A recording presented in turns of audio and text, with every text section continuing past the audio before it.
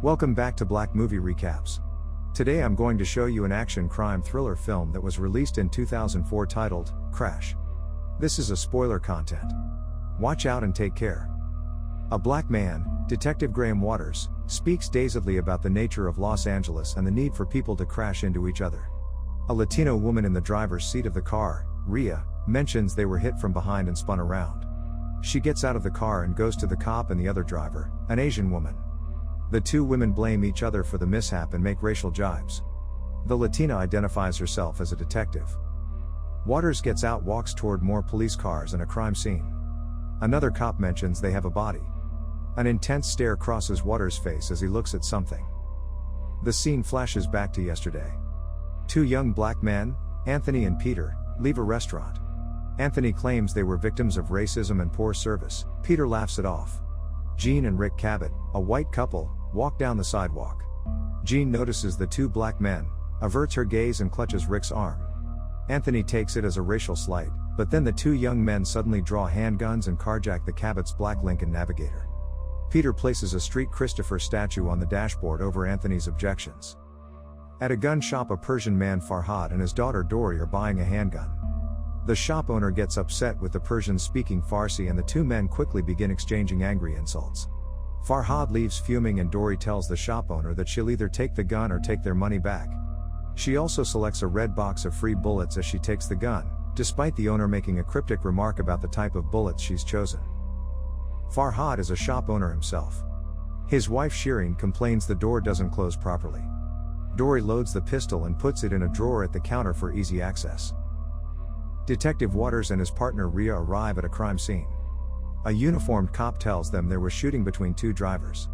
The surviving white man is identified as an undercover cop named Conklin. The dead driver in a Mercedes is also a cop, a black man named Lewis. The investigators are unsure who started the shooting in the road rage incident. At the Cabot's house, Jean is still upset, and even though a locksmith is already changing the door locks. Seeing that the smith has several tattoos and is Latino, she angrily tells her husband she wants the job done again the next day. Jean loudly claims the locksmith will sell the keys and they will be robbed again. The locksmith, Daniel, overhears and leaves two sets of keys on the kitchen counter as he leaves. Rick is running for district attorney re-election and wonders how to use the carjacking to an electoral advantage while talking to his assistants. In a diner, two Asian men talk about pickup of items. Nearby, LAPD officer John Ryan phones an HMO administrator about his father's medical ailment. The administrator seems sympathetic but remains bureaucratic. When she mentions her name is Shaniqua, Ryan makes an angry comment and she hangs up. As he leaves the police station, a white van driven by the Asian man from the diner passes in front of Ryan. Ryan and his partner Officer Tom Hansen patrol and notice a black Navigator. Ryan follows, but Hansen states it is not the same plates as the report. As they close up behind the SUV, Ryan shines a light into the vehicle, causing a woman to raise her head and look back. Ryan turns on the light bar and pulls over the truck. The cops ask the well-dressed black couple inside, Cameron, a movie director, and his wife, Christine, to get out. Cameron is overly polite and deferential, saying they are close to their home. Christine is slightly drunk and taunts the police. Ryan is angry and makes a point of slowly physically searching the woman, who is wearing a revealing cocktail dress. Hansen realizes his partner is out of line. Cameron remains quiet as his wife is groped. The cops finally let them go. At their home, Christine rips into Cameron for not standing up to the cops. Cameron attempts to rationalize why he didn't do anything as they erupt in a bitter argument. At his home, Daniel talks to his 5-year-old daughter hiding under her bed. She is still afraid of bullets from the bad neighborhood they recently moved away from. To protect her from bullets, he gives her an invisible cloak, then lovingly puts her to sleep. He later goes out on another locksmith job. In the SUV, Anthony and Peter continue to discuss race and country music. As the two joke and talk, they pass a white van with the side door open, feel a thump and realize they hit something. Getting out, they find an Asian man stuck under the vehicle. After discussing what to do with the Chinaman, they roughly pull him out. Hansen talks to Lieutenant Dixon about changing partners. The lieutenant, a black man, tells Hansen that claiming Ryan as a racist will make the lieutenant look like a bad manager. If Hansen wants to change, he has to claim to have a flatulence problem himself and needs to ride alone. The two young men in the hijacked SUV drop the injured man in front of a hospital emergency room. Daniel replaces the lock but tells Farhad the door needs to be replaced. Farhad expects Daniel to fix the door, thinks the locksmith is cheating him, and argues about the bill. Disgusted, Daniel just tears up the bill and leaves.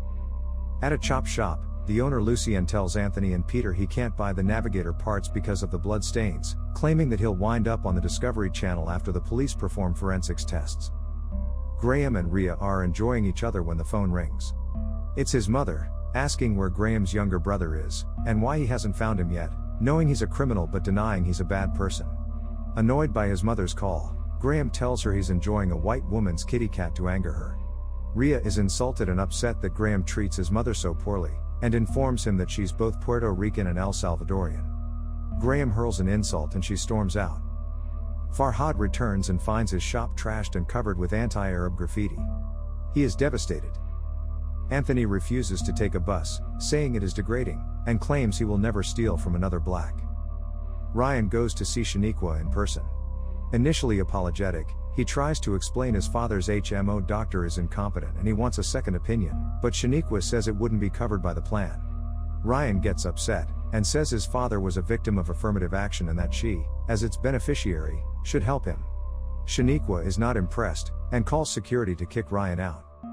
Shireen attempts to clean the graffiti at the vandalized shop, dismayed that the haters didn't even know they were Persian rather than Arab.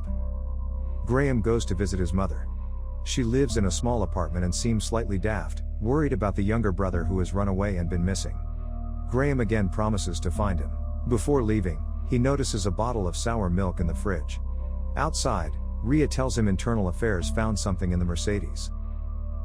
Rhea and Graham go to the impound yard and are shown a spare tire in the Mercedes trunk with $300,000 hidden inside. In the studio, a white producer tells Cameron the black character in a scene didn't speak with enough Ebonics. He's supposed to be stupid and doesn't talk Ebonics enough to sound stupid. Cameron thinks the man is joking, but it is made clear they have to reshoot the scene. The racial bigotry confronting Cameron is starting to overwhelm him. Christine arrives at the studio and tries to talk to Cameron about the previous evening. She concedes that he might have saved their lives, but he tells her to go home and leaves angrily. Christine is left in tears. An insurance man tells the Iranians they aren't covered for the vandalism, because the door wasn't fixed. Exactly as the locksmith had said. Farhad therefore blames Daniel and tries to find out his name to exact revenge. The lock company receptionist refuses to give it and hangs up on him. Farhad finds out Daniel's name using the crumpled up lock work order. Going out on shift, Ryan sees Hansen and wishes him well. He also prophetically warns Hansen that he may not know himself as well as he thinks he does. Hansen gets into a police unit by himself. Arriving at an accident scene, Ryan runs to a rolled car. Someone is trapped inside. It is Christine, and already scared, she becomes distraught when she recognizes Ryan, and refuses his help. Ryan insists harshly that he won't hurt her, and tries to free her as there is spilled gas and a burning wreck nearby. The fire races toward the inverted car. Other cops pull Ryan out as the car catches fire. He breaks free of his colleague's grip and goes back into the car and cuts Christine free of her seat belt, pulling her out just before the vehicle explodes in a fireball. Christine is taken away, badly shaken as she looks back at now heroic John Ryan. Flanagan, Rick Cabot's campaign manager, talks to Graham. He says they know the white cop has a history of shooting black men, and Cabot wants to go public blaming Conklin for the shooting. Graham suggests the black cop was up to something suspicious. Flanagan brings up details about Graham's missing brother and some criminal charges against him which could be dropped. He also hints at a good job with Cabot if Graham agrees with the story to blame the white cop. Graham reluctantly agrees and Cabot immediately announces the lie to the press. Driving alone his black Navigator, distraught from all the happenings, Cameron comes to a stop sign. Suddenly Anthony and Peter appear with guns drawn to carjack him. They are surprised he is black. This time, Cameron fights back and gets the gun away from Anthony, and starts kicking him on the ground. A police car sees the scuffle from a distance and starts toward them. Peter runs off. After a short chase, two police cars corner the Lincoln.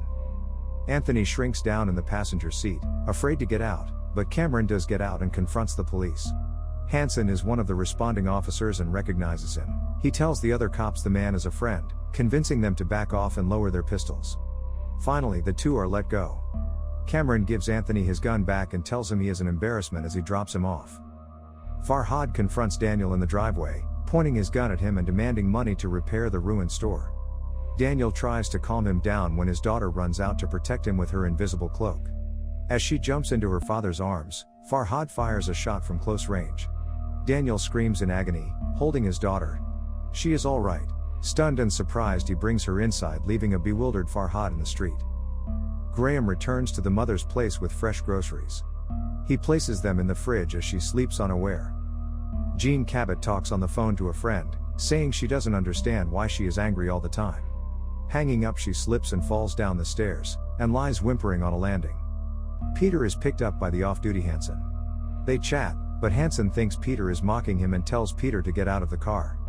Peter begins laughing at the Street Christopher statue on the dashboard and reaches into his pocket to show his. A nervous Hansen thinks it's a gun, then draws his gun and shoots him dead. Shocked by what he did, he pushes the dead Peter out of his car on an isolated dark road. Back to the scene at the beginning, Graham arrives on the crime scene and sees his lifeless brother, Peter Waters, by the side of the road. Anthony has taken the step of riding a bus, but out the window he notices that a white van has the key left in the door. He drives off in it. At a hospital, the same Asian woman shouting in the accident at the beginning arrives, desperately calling for her husband. Her husband, the Korean man in the white van who was run over by Anthony and Peter, is wounded, bandaged up but coherent. He tells his wife to quickly go cash a check in his coat pocket. Anthony brings the newly stolen white van to the same chop shop, where they find several Cambodian illegal immigrants chained up in the back. Lucien offers to pay Anthony $500 for each person. A look of remorse crosses Anthony's face. At a hospital, a grieving Mrs. Waters sees her dead son, Peter. She blames Graham for not finding his brother earlier as promised and states that Peter's last act was to deliver fresh groceries to her. The detective takes it stoically. Dory comes to see her father Farhad. Placid, he says he found an angel and gives her the handgun. Dory goes to check the red box of bullets. They are labeled 38 special blanks. Rick and Jean talk on the phone. Jean is okay as the maid had taken her to the hospital and that she has a bad sprain. Maria brings her a cup of tea and the two women hug, Jean hugging Maria more intensely. Jean calls the maid her best friend. Hansen abandons his car after lighting it on fire. Cameron stops his car as it starts to snow lightly.